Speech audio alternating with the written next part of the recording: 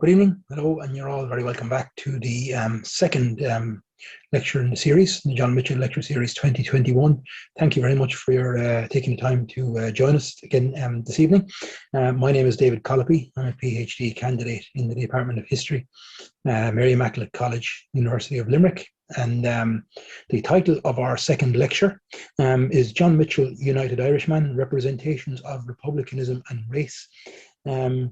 In the journalism of John Mitchel in the United Irishman newspaper of 1848.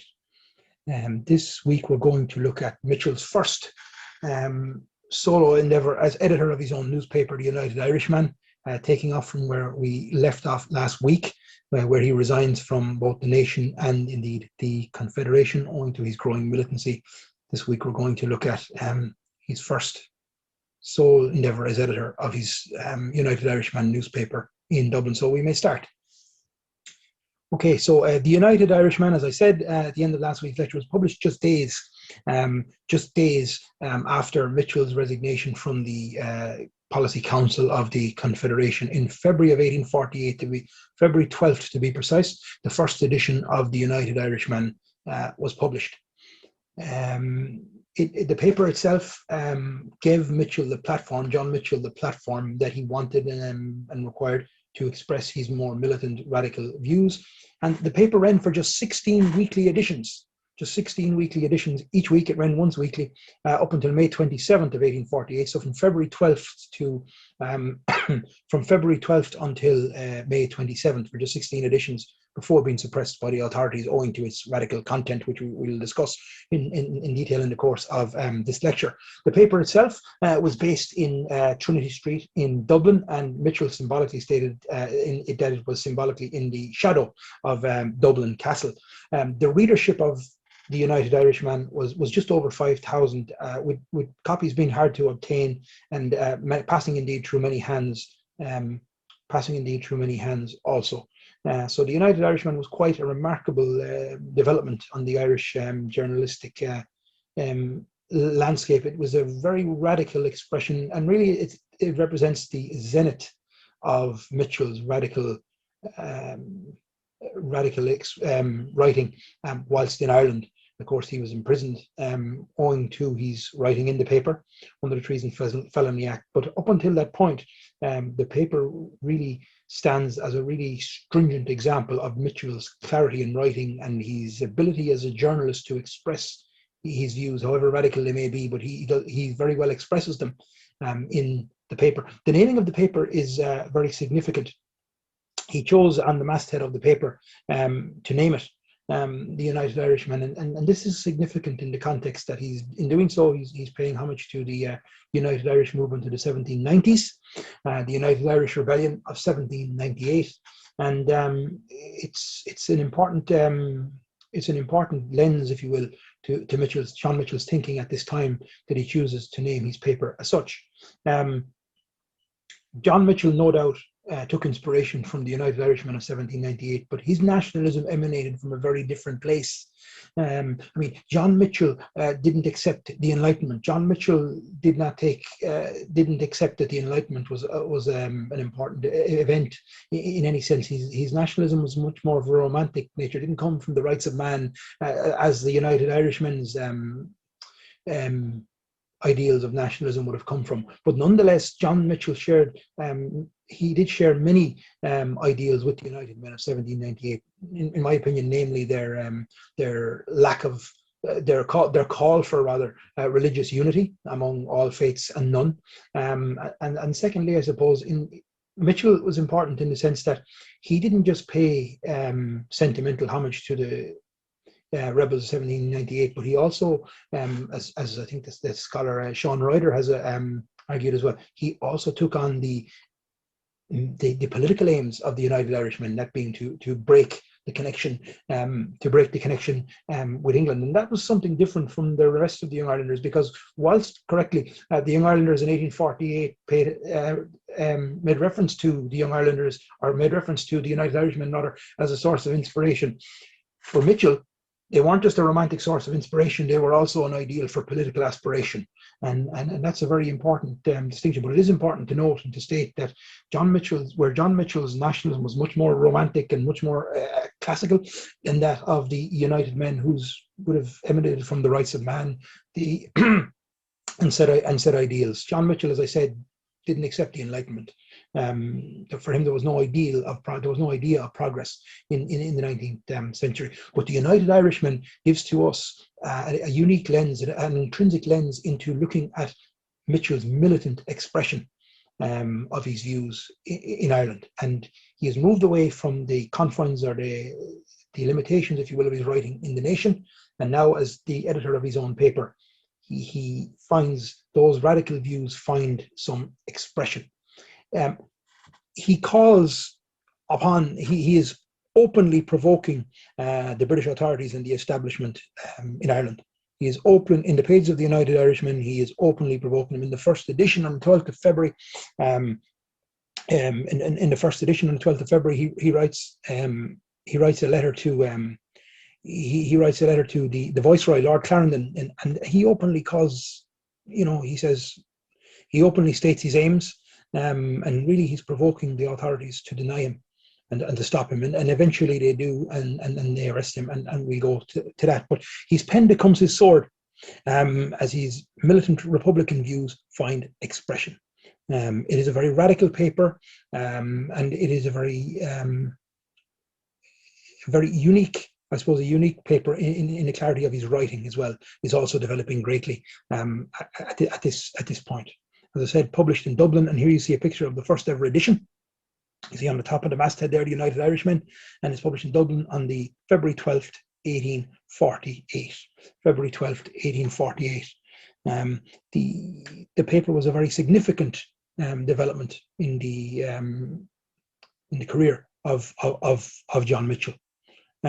So I think it's very important that in Mitchel's view, he was inheriting the ideals, the Republican ideals of 1798, and he did, without doubt, he did inherit many of them, and he did argue in favour of many of them. But there is that difference there, that his nationalism came from a different place than that of the United Men of 1798. But he did share.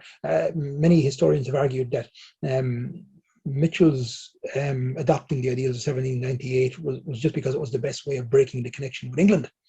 Was because it represents at that particular time. I would contest that, and I would say that there are other aspects of the Republican views of the United Irishman that Mitchel is very strong on. For example, where his letter series that we look at to the Protestant farmers, labourers and artisans of the north of Ireland, where he calls for religious unity between all religions and none. But we take a quote, and I take a quote from the United Irishman in Mitchel, aspiring to those ideals of 1798. An exact half century has passed away since the last holy war waged in this island to sweep it clear of English name and nation. We differ from the illustrious conspirators of 98, not in principle, no, not an iota. He's very clear in writing that, but again, as I said, he does share much with them, but he does differ from them. That his nationalism comes from a different source. But he very much respects the rebels of 1798, and he goes further than the vast majority of his Young Ireland colleagues, who have no problem paying respects to their memory. I mean, Thomas Davis wrote poems, songs, and ballads in memory of Wolfe Tone, the founder of the United Irishmen movement. So, I mean, but they pay, it's more a kind of a romantic sentimentalism, whereas Mitchel goes further and he adopts the political ideal as well, that being to break the connection with England. And he goes further, Mitchel, in stating in the pages of the United Irishman, and he makes it very clear in his writing. He states that the holy hatred of foreign dominion, which nerved our noble predecessors 50 years ago for the dungeon, the field, or the gallows, still lives, thank God, and glows as fierce and hot as ever. And in that, Mitchel is calling with his pen. He's writing to the Irish people. He's trying to incite them. He's trying to incite the Irish people to rise up to the idea of spontaneous revolution. And Mitchel is calling upon them. And he's using the past. He's using the past to inspire same. And that's a very important principle regarding the United Irishman newspaper. But Mitchell clearly has and is a true inheritor of the ideals of 1798, with the caveat in place that as I said, his nationalism comes from a different place. He again, as I said, the hushed tones that marked some of the ways in which his Young Ireland colleagues spoke of 1798 were not an issue for John Mitchel. He did not express that, and he expresses his annoyance, if you will, in a quote from the paper, in that Ireland doesn't pay enough remembrance or doesn't pay enough respect to its heroes of the past. Where he writes of the United Men, of the United Rebels of 1798, he says that America has raised over some of them columns of stone. France has given others mausoleums. The name of hundreds decorate the battlefields of Europe. Shall we be the only spot on earth ungrateful? And he's making the point there that the United Men are remembered throughout the world for their contributions. Should their home in Ireland be the only place that doesn't live up to those expectations and really be the true inheritor of their ideals, and really be the true inheritor of the ideals of 1798? And Mitchell is very strong indeed on that. As I said in the lecture last week, Mitchell did also make reference to the fact that his own father had been a rebel in 1798, and it was something that he was very proud of in stating. Again, we see in the United Irishman, I spoke in the first of our lectures last week, I spoke of the development of Mitchell's famine lens, his seminal famine lens, where he's looking at the world through a lens of the Great Famine. And we see again in the United Irishman, he's writing, and he writes, I hold that the meaning and sole object of the British government is to make sure of a constant supply of Irish food for British tables, Irish wool for British backs, and Irish blood and bone for British armies. And he writes that in the United Irishman. He's being really stringent and really clear, and he's putting the blame firmly on England's door. He is making the point that Ireland is being used and exploited by England, and the famine is, again, his famine thesis, the idea of the famine as genocide, as it being imposed upon the Irish people by England, and he maintains that view right throughout 1848, all across the 16 editions of the United Irishman. Mitchell even goes further with the United Irishman in that he invites government spies in his writing into the offices of the United Irishman, and he writes to Lord Clarendon and he asks him that if he is going to send somebody, can he make sure he sends somebody that's, you know, somebody good.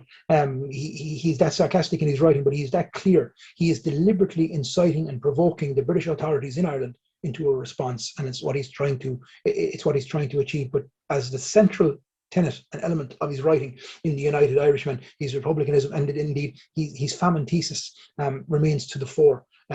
His famine thesis remains to the fore throughout the lifetime of the United Irishman paper. So writing in the midst of the famine then in 1848, Mitchell asked the question to which in his mind he well knows the answer. And he says that seeing that Ireland produces 1 year with another double as much as would feed and clothe all her people, what becomes of it? And he writes that in the United Irishman in April 29th. And I mean, he's very much clear on that. He's very clear in that, in his view, it goes to England. And in his view, that is an exploitation of the Irish people by England. And that is something that he is not happy to accept. So he's writing displays that you see this real militant, radical tone to his writing. And remember, the United Irishman is read very, very widely, not just in the South, but it's indeed read in the North as well. And the United Irishman is read very widely amongst people, and it sells out week on week. It sells out, and it becomes hard to get a copy of the paper. So his writing is reaching the masses of people, designed to incite the type of response he's trying to get. The radical militant tone of the paper, then, where he's provoking the authorities, is evidence, and he's looking for a response. He also, in the springtime of the people's 1848, developments across Europe where people rise up in the revolutions of 1848, Mitchell is overjoyed at such, and he writes clearly of them, of European events in Europe in the United Irishman, and he uses them as an inspiration, as a context to the Irish experience. So he's very much writing in terms of what's happening all over Europe, and he's writing of events in France, and he's writing in the United Irishman on those lines, and he is bringing that news, and he is using that news as inspiration and applying it to an Irish context. But he is openly challenging the British authorities in Ireland in his writing. Next slide I want to have a look at, which I'd like you to look at carefully. It's a slide from It's a slide from Punch magazine in 1848, and it's a depiction of the British lion and the Irish monkey. The monkey being John Mitchel, and of course, and it says, "One of us must be put down. One of us must be put down." And that, of course, is a depiction with, you can see a depiction there of Mitchel standing in direct opposition, a rather distasteful image of him standing in direct opposition to the British lion and the British crown, and the idea that one of us must be put down. And simian-like features, of course, appearing on Mitchel there. And that drawing from Punch magazine is quite important, because it represents a racial stereotyping that is an inverted depiction, indeed, of Mitchel's own racial hierarchy at this point. So I argue that Mitchel's racial hierarchy, which I spoke about in the first lecture of the series last week, at this point in his career, would now be an inversion of what is represented in that cartoon there from Punch magazine. So a combination then of the Republican ideals of martial citizenship, coupled with the ideals of Young Ireland regarding the existence of a distinct Irish race, places the Irish race firmly at the summit of Mitchel's seminal racial hierarchy. And we discussed that in some detail as well last week. But that depiction that you see from Punch magazine represents an inverted version of how Mitchel's racial views are developing at this point, or how Mitchel's racial views are developing at this point. And that's an important point at this stage. This remained the cornerstone on which Mitchel's seminal racial hierarchy was constructed. His views on race were formed and established in Ireland. I was very clear on that, and I wanted to be very clear on that in my view last week. I stated that, and I said, upon his arrival in America in 1853, his views were were transferred and projected onto an American landscape. But that cartoon from Punch is an inverted representation of where Mitchel's views would stand on race at that point, at that point. So an illustration from the pages of the United Irishman regarding Mitchel's views on race is timely. So if you have a look at the slide, it says, the noble Irish race, which is worthy of citizenship in Mitchel's view. You, the sons of a warlike race, the inheritors of conquering memories with the arms of free men in all of your homes. That's how he interprets them, as being worthy of citizenship. And on the other side, he speaks of slaves as not being worthy of citizenship, according to Mitchel. So he makes the point that every man except a born slave who aspires only to beget slaves and die a slave ought to have arms and practice the use of them. He writes same in the United Irishman. So there you're seeing an illustration, if you will, of Mitchel's racial hierarchy at this point. He's being very clear that in his view, slaves are not worthy of citizenship. The noble Irish Gaelic ideal that he has in his mind at this point is certainly worthy of citizenship. But it is important to state here as well, and this is important with regards to Mitchel going on into his American career, where the naming of his newspapers. At this point in Ireland, in Mitchel's view, there is no citizenship, there is no law. Society has imploded with the coming of the Great Famine. The influence of the English authorities in Ireland has made it so that citizenship is not attainable, citizenship does not exist, and there is no law in Ireland. And that concept will become very interesting and useful for us when we go and look at Mitchel's career in America and the name of his papers. Almost all of his papers in America have the citizen across the masthead, and he's very interested in the ideals of citizenship. That, of course, stems from both his interest in the classical world, his classical education. It also stems from the ideals and his study of ancient Greece and Rome, and he's interested in said societies. But the ideal of citizenship is something that's very, very important to Mitchel. And it's something that we will examine in some detail as we go forward. We'll examine it in some detail as we go forward in the lecture series. But his first paper in America is called The Citizen. When he moves to the South, the Southern Citizen, and then indeed his final paper in America he calls The Irish Citizen. So he's very taken with the idea of citizenship, and it's important to establish at this point in his career where citizenship is. And for him, this idealized version of the Gaelic Irish race that sits atop of his racial hierarchy is certainly entitled to a citizenship. At this point, it can't obtain it in Ireland, but it should be, in his view, entitled to it. But for him, at this point, slaves are not worthy of citizenship, according to Mitchel. That every man except a born slave who aspires only to beget slaves and die a slave ought to have arms and practice the use of them. So he's making a distinction at this early point in his career. It doesn't just happen when he arrives in America, he makes said distinction, but he's making that distinction at this point on the Irish aspect, of his journalistic career. So that's an illustration then of the racial hierarchy we speak of in the pages of the United Irishman. And it comes back to that seminal point that I made last week, and I want to reiterate again this week, that Mitchel's views on race were already well established when he left Ireland. They were, yes, the indefensible racist views that he vehemently expressed in America were already established within Mitchel before he had left Ireland. They found expression when he found himself in an American landscape. Moving on then, I spoke about the ideals that he inherited from the United Irishmen of 1798 indeed. And within the pages of the United Irishman, within the pages of those 16 editions, Mitchel publishes, which for me is a remarkable letter series. And he addresses it to the Protestants, labourers, artisans of Northern Ireland. And Mitchel himself, being a Protestant, was well qualified to speak to them. And what I spoke about him inheriting the ideals of the men of 1798, very much that is the case where it comes to the religious unity.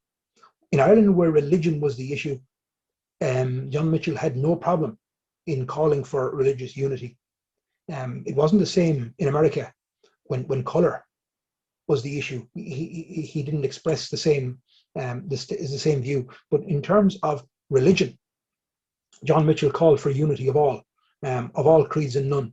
And the expression of that is best illustrated in his seminal letter series in the United Irishman newspaper of 1848. And it's a series of letters that he writes and addresses to the Protestants of the north of Ireland. And it's a remarkable letter series because in its pages, it's only 4 letters long. He addresses it to the Protestant farmers, labourers and artisans of the north of Ireland. And it's an attempt to bring unity between all faiths and none. And that is a very true expression of the ideals of the United Irishmen. So Mitchel interpreted sectarian division in Ireland, again, his famine lens, as a tool of the British Empire and sought to banish it, bring enhanced social and economic conditions for all on the island of Ireland. For John Mitchel, religious beliefs or religious divisions were not required. They weren't needed. They weren't important. They shouldn't be. The real issue in John Mitchel's mind, is banishing the British Empire from Ireland. That no good can come or emanate from Ireland's relationship with England or the British government. And that is John Mitchel's heartfelt expressed belief at this point in his career.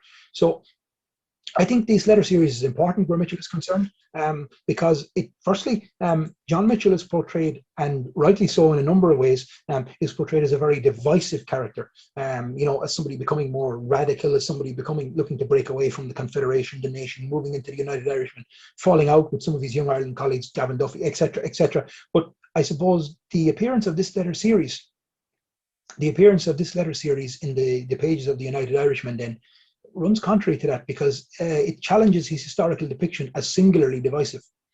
He's calling for unity here. He's trying to bring unity between all faiths and none, and it's a very interesting angle from which to examine his writing in the pages of the United Irishman newspaper. So Mitchel speaks then to his fellow Protestants, and some very interesting quotes that he takes in regard to the religion and sectarian division shouldn't be an issue in Ireland in John Mitchel's view. And he makes the point, and he says it very clearly, and he speaks to his fellow Protestants in Ulster when he says that the Pope we know is the man of sin, and the Antichrist, and also, if you like, the mystery of iniquity and all that. But he brings no ejectments in Ulster. Okay, and that's Mitchell's way of saying, and putting it, the enemy here is not religious division. We don't need to have sectarian division. The enemy here is, again, that famine lens to the fore. Ejectments. And Mitchell acknowledged as well, it's very interesting firstly to note that the United Irishman was read widely in Ulster, and it had selling agents in Antrim and Derry and in the north of Ireland. So it was being read. It was being read by the community to whom he was writing it. It's also important as well here to say that as well. Mitchell writes very succinctly in the paper, I know, and I'm paraphrasing, I know that hunger is at most of your doors. So John Mitchell is acknowledging that the effects of the famine also are felt in Ulster. And he makes that point in writing to the Protestant farmers, labourers and artisans in the north of Ireland.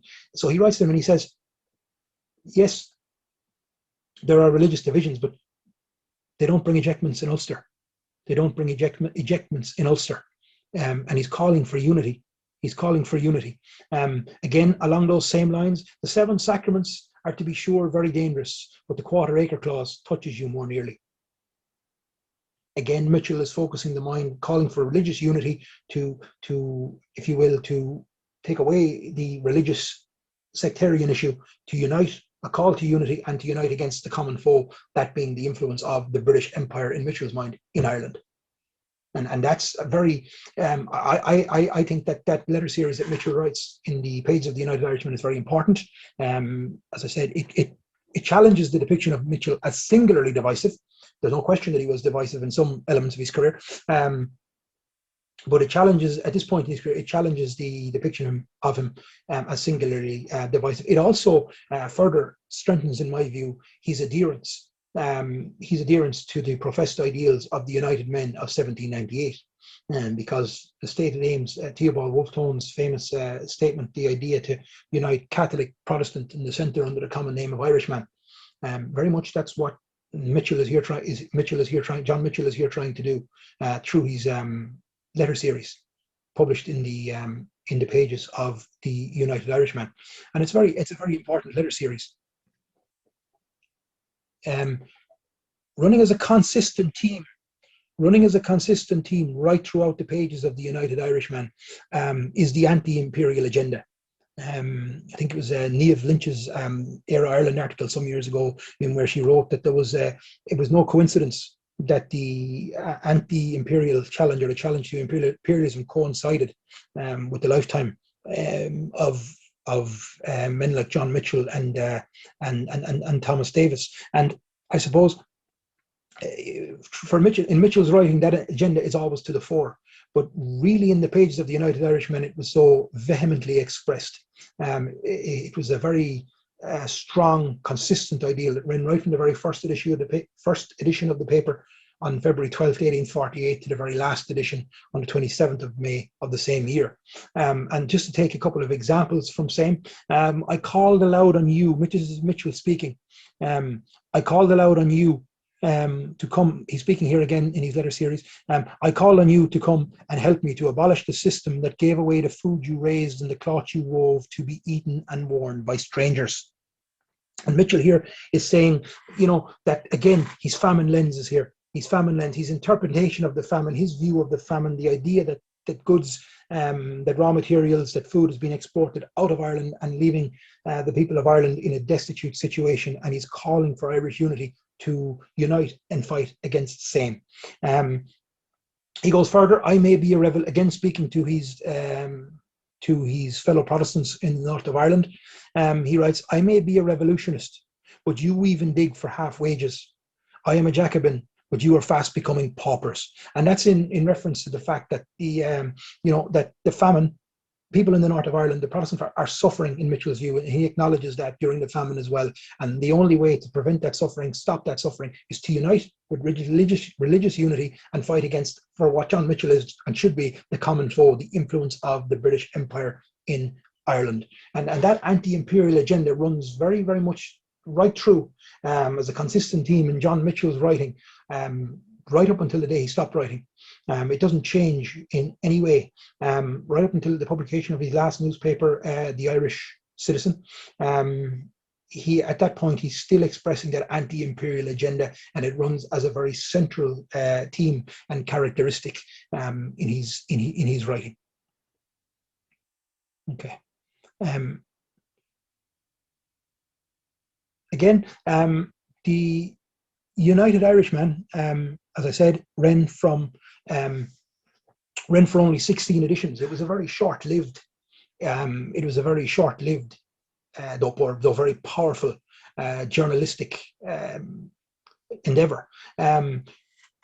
Mitchel was arrested owing to his writings in the pages of the United Irishman. He was arrested at his home in Ontario Terrace on the banks of the Grand Canal in Dublin, and he's eating at his table when he's arrested. He's eating at his table in his home when he's arrested, and it's at that point, or at this point, from when John Mitchel commences his iconic jail journal.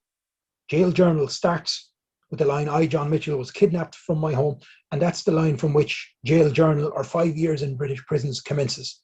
And then he goes on to document his journey through various places and jails, and up to his escape and subsequent career in America. But following his arrest in Dublin, he is imprisoned at Newgate Prison awaiting trial. And Mitchel at this point is very hopeful. He's hopeful in the sense that the Confederate clubs will rise up and execute an escape, or will rise up in rebellion, in spontaneous rebellion, and try and bring about a rescue. And he's hopeful that will happen. It doesn't. It doesn't happen, and there is no rescue attempt. There is no rescue attempt, but Mitchel is hopeful. He's asked to sign a paper saying to discourage it. He refuses to do so. And he's in Newgate Prison, and he awaits trial following his arrest. His trial takes place in Green Street Courthouse in Dublin. And at his trial, he is convicted and sentenced by Baron Lefroy, and it is indeed to 14 years transportation. He's sentenced to 14 years transportation. And I suppose the trial of John Mitchel, he asks the brother-in-law of Robert Demmett, Robert Holmes, to represent him, which represents a link for Mitchel with the rebels of 1798, and he defends him.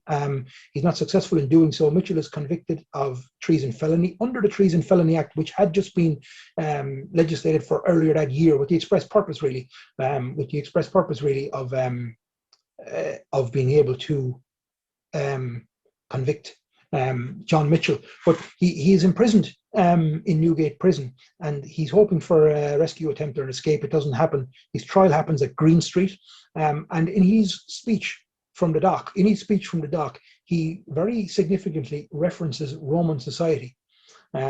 He speaks of Roman society, and that again is illustrative of his worldview, his classical worldview. He looked up to the great classical republics of Greece and Rome as being what society should aspire to, or as being what society should represent. And that's important, particularly in terms of his views of citizenship, because again, as I stated, John Mitchel at this point, for John Mitchel, there is no citizenship in Ireland. There is no law in Ireland, because society has dissolved completely. Society has imploded completely. There is no citizenship attainable in Ireland at this point for those whom he deems worthy of it. Whom he deems worthy of it. So he's convicted and sentenced. He's taken from the North Wall on board the Shearwater, where he's taken to Spike Island in Cork Harbour. Spike Island to begin his imprisonment at the hands of the British government, and that is from where. It is from that point, the leaving of his home to be imprisoned in Newgate, that the jail journal commences. Okay, so with that in mind, the United Irishman newspaper really is and really does represent the zenith of Mitchel's radical journalistic writing in Ireland up to now. He's very clear, he's very forthright in his view. He is calling the authorities. He's inciting the authorities to come and arrest him, or come and prevent him from writing, and they do so. And they do so. He makes the claim that the jury against him will be packed, and that by doing so it will expose the lawlessness and the situation in Ireland and England's governance in Ireland, etc., etc. And he's very much hopeful that a rescue attempt will unfold. It doesn't do so. It doesn't happen, and he's transported to Spike Island in Cork to begin his imprisonment. And that's where, I suppose, that's where his jail journal really takes fold, and we will look at jail journal in detail. It was published as part of the Citizen newspaper, Mitchell's first journalistic endeavour on American soil, and we will look at it in that context in next week's lecture.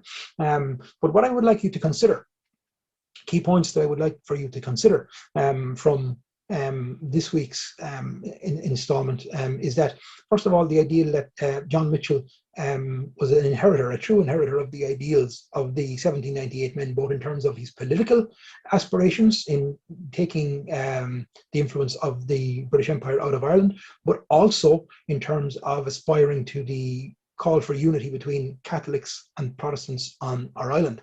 That's very important. It is important to state, and I have stated, and it's important that I do say that John Mitchel's nationalism came from a very different place than that of the United Irishmen. Theirs came from rights of man, the idea of the Enlightenment. John Mitchel rejected the Enlightenment. John Mitchel's nationalism was more romantic in nature. It came from the classical republics of Greece and Rome. It was different in nature, but that did not mean that he was not proving true or remaining true to the ideals of 1798.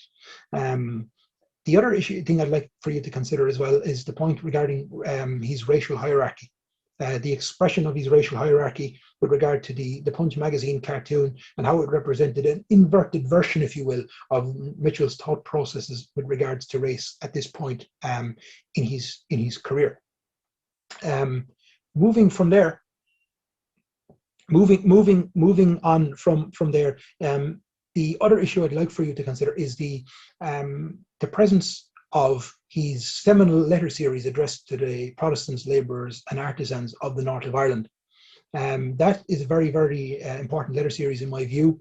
It gives us an insight. It challenges John Mitchel's dominant historical depiction. There's no doubt that he was divisive in many aspects of his life, but it does challenge his depiction as singularly divisive, and it is a call to unity, and it's a very interesting call to unity. And you could argue, that many generations since have sought same unity, and it hasn't as yet been achieved. And I suppose it's a very interesting point that John Mitchel made the argument that he did in that letter series, and it's very important. I'd like me to consider the same. And finally, before we leave you for this week, it's important to see as well that the consistent strand, the consistent anti-imperial agenda, and the famine lens that continues to run through John Mitchel's writing is still very evident indeed.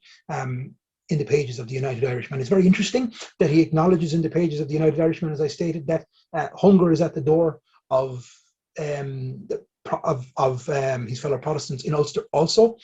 He acknowledges that, but he's very clear in telling them his view as to who the real enemy in Ireland is. It's not religious division, it's not sectarian divide. In John Mitchel's view, the enemy is indeed the influence of the British authorities, British Empire and British government in Ireland. And sectarianism, in his view, is a tool of the British Empire, and it needs to be eradicated. And if it is eradicated, it would lead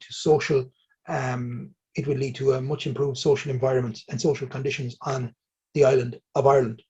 So that concludes then. The United Irishman newspaper of 1848. Our lecture next week will cover and look at John Mitchel's career in antebellum America. And where we'll start next week is quite interesting, because I want to start next week from his arrival, John Mitchel's arrival following his escape from Van Diemen's Land on American soil. But it's important to do as well that we will go back and we will look at indeed the jail journal, because jail journal, as I said, starts from the moment where Mitchel is arrested at his home in Ontario Terrace and taken to Newgate Prison, and imprisoned. But it also moves on from there, and it's published and serialized in the Citizen newspaper of 1854 each time, and we look at it and see the various different places that he found himself and the various different situations that he found himself in. And jail journal went on, I suppose, to become, like John Mitchel's famine thesis, in terms of his contribution to Irish nationalism, alongside his famine thesis, he stands his jail journal, because many subsequent generations of Irish nationalists have cited Mitchel's jail journal indeed as inspiration for their views, or as I suppose as an inspiration for their nationalism. Namely, I suppose in the modern context, Padraig Pearse being one.